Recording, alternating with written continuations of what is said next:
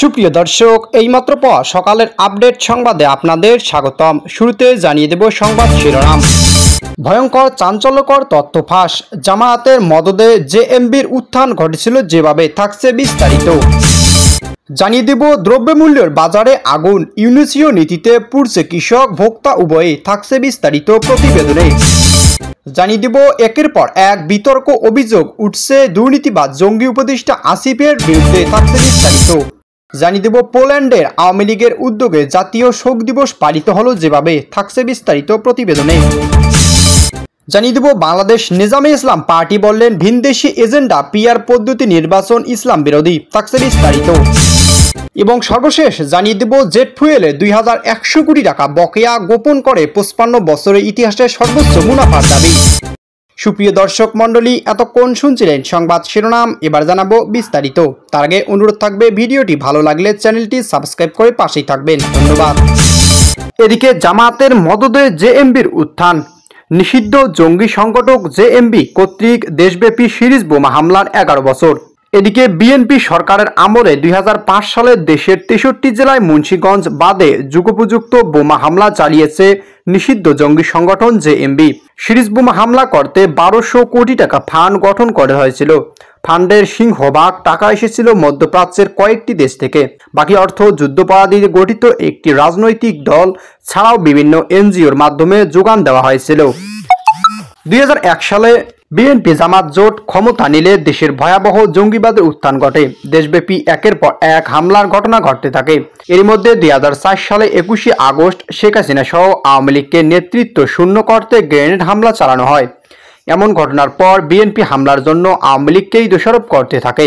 এতে করে জঙ্গিরা আরও বেপরোয়া হয়ে ওঠে। এর আগে গণমাধ্যমের তরফ থেকে সর্বহারা নিধনের নামে দেশের ভয়াবহ জঙ্গিবাদের উত্থান বলা হয়। সেই জঙ্গিবাদের শীর্ষ নেতা জেএমবির বাংলা ভাই বলেও জানানো হয়। এ সময় তৎকালীন সরকারের তরফ থেকে বাংলা ভাই মিডিয়ায় সৃষ্টি বলে অভিযোগ করা হয়েছিল। শেষ পর্যন্ত 2005 সালের 23শে ফেব্রুয়ারি দেশীয় এবং আন্তর্জাতিক চাপের মুখে বিএনপি জামাত জোট সরকার জেএমবির এবং জেএমজেবি নিষিদ্ধ করে। প্রথম দিকে বিএনপির জামাত পরোক্ষ মদদে সংগঠিত হয়ে ওঠা জেএমবি সারা দেশে তাদের অস্তিত্ব জানান দিতে মরিয়া হয়ে ওঠে।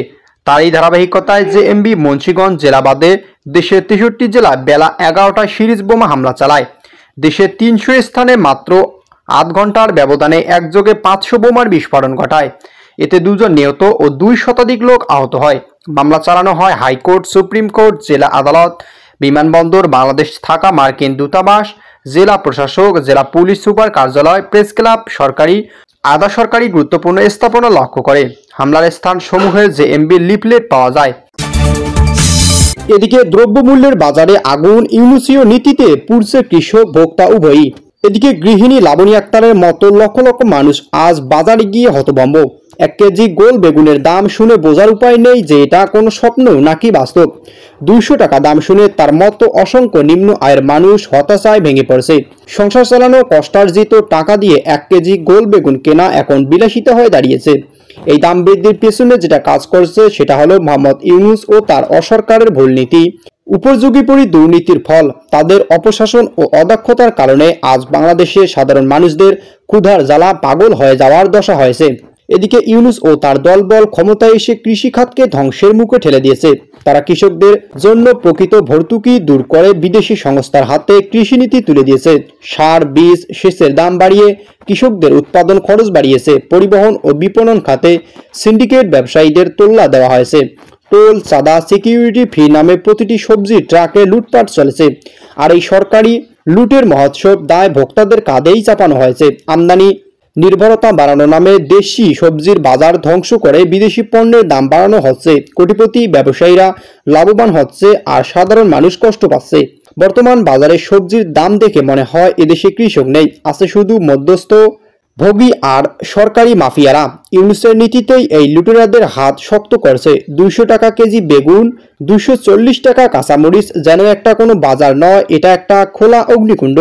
ইউনূসের আমলে খাদ্য নিরাপত্তা ধ্বংস হয়েছে। শাকসবজির দাম বাড়িয়ে নিম্ন আয়ের মানুষকে অনাহারের দিকে ঠেলে দেওয়া হচ্ছে। যারা একবেলা ভাত ডাল খেয়ে সংসার চালান তাদের জন্য সবজি এখন স্বপ্ন। কৃষকরাও ন্যায্য দাম পাচ্ছে না, ভোক্তারা কিনতে পারছে না, মাঝখান থেকে চলছে লুটপাটের রাজনীতি। এদিকে দুর্নীতিবাজ জঙ্গি উপদেষ্টা আসিফকে রুখবে কে? একের পর এক বিতর্ক, অভিযোগ আর সমালোচনা। যুব ও ক্রীড়া উপদেষ্টা আসিফ মাহমুদ সজীব ভুঁইয়া এখন আলোচনার কেন্দ্রবিন্দু। মুরাদনগরের ট্রিপল মার্ডার, জঙ্গিবাদ, দুর্নীতি, চাঁদাবাজির, মোট কথা ক্ষমতায় থেকে প্রায় সব ধরনের অপকর্মই করে যাচ্ছেন তিনি। এগুলো প্রমাণিত হচ্ছে, তবে এর কোনো ব্যবস্থা নেওয়া হচ্ছে না। সম্প্রতি জাতীয় দৈনিক আমার দেশের এক প্রতিবেদনে বলা হয়েছে, দেশের সব উপজেলায় মিনি স্টেডিয়াম নির্মাণের পরিকল্পনা নিয়েছিল আওয়ামী লীগ সরকার। শেখ রাসেলের নামে এই স্থাপনা বানাতে প্রথম পর্যায়ে প্রতিটি পেছনে ব্যয় হয়েছিল প্রায় 51 লাখ টাকা। এদিকে জাতীয় অর্থনৈতিক পরিষদের নির্বাহী কমিটি একনেক সবার এক উপদেষ্টার আপত্তি সত্ত্বেও প্রকল্পটি পাশ করিয়ে নিয়েছেন স্থানীয় সরকার। পল্লী উন্নয়ন ও সমবায় এবং যুব ও ক্রীড়া উপদেষ্টা আসিফ মাহমুদ সজীব ভুঁইয়া আর এই প্রকল্পটির এখনকার ব্যয় 14 কোটি টাকা। বক্তব্য দেওয়ার অনুমতি না থাকায় একনেক সবার অংশ নেওয়া এক কর্মকর্তার নাম প্রকাশ না করে বলেন, ব্যয় বেশি হওয়ার সব উপদেষ্টাদের প্রকল্পটি অনুমোদনের বিপক্ষে ছিলেন, কিন্তু উপদেষ্টা আসিফ মাহমুদের একক অনুরোধ ও জোর প্রচেষ্টায় এই অনুমোদন দেন প্রধান উপদেষ্টা। রাজনৈতিক বিশ্লেষক সাংবাদিক মঞ্জুরুল আলম পান্না বলেছেন, অন্তর্বর্তী সরকারের অত্যন্ত প্রভাবশালী উপদেষ্টা আসিফ মাহমুদ সজীব ভুঁইয়া একার সিদ্ধান্তে সরকারের একটি প্রকল্প থেকে ক্ষমতা অপব্যবহারের মাধ্যমে 1200 কোটি টাকা বাড়িয়ে দিয়েছে। তিনি বলেছেন, তাকে নিয়ে কাহিনীর যেন শেষ নেই। একের পর এক গুরুতর অভিযোগ, নানা ধরনের গল্প আমাদের সামনে এসে উপস্থিত হয়েছে। আর এই নির্দ্বিধায় এতটুকু বলা যায়, তার বিরুদ্ধে আরো নানা ধরনের অভিযোগ আমাদের সামনে আসবে। এতটুকুই চোখ বন্ধ করে বলে দেওয়া যায়। অন্তর্বর্তী সরকারের উপদেষ্টা আসিফ মাহমুদ সজীব ভুঁইয়া নিয়ে সামাজিক যোগাযোগ মাধ্যমে হাস্যরস, আলোচনা, সমালোচনা কিংবা ট্রোল ঘটনাও ঘটেছে। উপদেষ্টা আসিফ মাহমুদের এই বক্তব্য ঘিরে রাষ্ট্রের উচ্চ পদে থাকা ব্যক্তিদের সুযোগ সুবিধা বা বেতন ভাতার বিষয় নিয়েও প্রশ্ন তুলেছে কেউ কেউ। এদিকে পোল্যান্ডে আওয়ামী লীগের উদ্যোগে জাতীয় শোক দিবস পালিত। পোল্যান্ডের আওয়ামী লীগের উদ্যোগে বঙ্গবন্ধু শেখ মুজিবুর রহমানের 50তম শাহাদত বার্ষিকী ও জাতীয় শোক দিবস উপলক্ষে 15 আগস্ট এই আলোচনা সভার আয়োজন করা হয় রাজধানী ওয়ারশোতে। অনুষ্ঠানে সভাপতিত্ব করেন পোল্যান্ড আওয়ামী লীগের সভাপতি মোহাম্মদ মনিরুজ্জামান মনির এবং সঞ্চালনা করেন এস.এম. জামান। বঙ্গবন্ধুর বর্ণাঢ্য জীবন কর্ম তুলে ধরে আলোচনা সভায় বক্তব্য রাখেন মোহাম্মদ মনিরুজ্জামান, আমিনুল ইসলাম চকদার, সাকু, তানিয়া আফরিন সহ অন্যান্য নেতাকর্মীর উপস্থিতি অনুষ্ঠানকে আরও প্রাণবন্ত করে তোলে। বক্তারা বলেন, আজ বাংলাদেশের স্বাধীনতা বিরোধী চক্রের নিয়ন্ত্রণে। এদিকে জামায়াত শিবির এবং তার দোসররা মুক্তিযুদ্ধের চেতনা, মুক্তিযোদ্ধা ও জাতীয় দিক নির্দেশনগুলোকে আঘাত করছে। দেশের সার্বভৌমত্ব এখন মারাত্মক হুমকির মুখে। তিনি আরো বলেন, বর্তমান বাংলাদেশের কোনো রাজনৈতিক দলই স্বাধীনতার সম্মান রক্ষা কার্যকর ভূমিকা রাখতে পারছে না। তাই এটা প্রমাণিত যে স্বাধীনতা ও সার্বভৌমত্ব রক্ষার একমাত্র ভরসাস্থল হলো বাংলাদেশ আওয়ামী লীগ। এজন্য দলের সবাইকে এখন ঐক্যবদ্ধ হওয়ার আহ্বান জানান। সভাপতির বক্তব্যে পোল্যান্ড আওয়ামী লীগের সভাপতি মোহাম্মদ মনিরুজ্জামান মনির আরো বলেন, পোল্যান্ড আওয়ামী লীগ প্রতিজ্ঞাবদ্ধ। আমরা রাজাকার, বিএনপি, জামাত এবং এর হাত ধরে দেশকে মুক্ত করতে লড়াই চালিয়ে যাব। অবৈধ ইউনিট সরকারের বিরুদ্ধে আমরা ভয়হীনতাভাবে রুখে দাঁড়াবো এবং গণতন্ত্র ফিরে না আসা পর্যন্ত আমরা থেমে থাকবো না। তিনি আরো বলেন, আওয়ামী লীগের প্রতিটি কর্মী এবং সংগ্রামের অগ্রণী ভূমিকা পালন করবে। পাশাপাশি আমি স্পষ্ট করে বলতে চাই, পোল্যান্ডে আওয়ামী লীগের সদস্যরা বাংলাদেশ আওয়ামী লীগের নেতাকর্মীদের উপর অব্যাহত নির্যাতনের সময় তাদের পাশে ছিল, আছে এবং থাকবে। নিপীড়ক ইউনিট সরকারের অত্যাচারের বিরুদ্ধে আমরা প্রবাস থেকেও সক্রিয়ভাবে সহযোগিতা চালিয়ে যাব। এই সময় পোল্যান্ড আওয়ামী লীগের সাধারণ সম্পাদক আমিনুল ইসলাম চাকদার সাকু বলেন, আজ বাংলাদেশে গণতন্ত্রকে ছিনিয়ে নিয়েছে স্বাধীনতা বিরোধী শক্তি। শেখ হাসিনার নেতৃত্বে দেশকে আবারও সঠিক পথে ফিরিয়ে আনার জন্য আমাদের সংগ্রাম অব্যাহত থাকবে। প্রবাস থেকেও আমরা বাংলাদেশের গণতন্ত্র পূর্ণ প্রতিষ্ঠার আন্দোলনে সক্রিয়ভাবে অংশ নেব এবং দেশের মানুষের পাশে থাকব।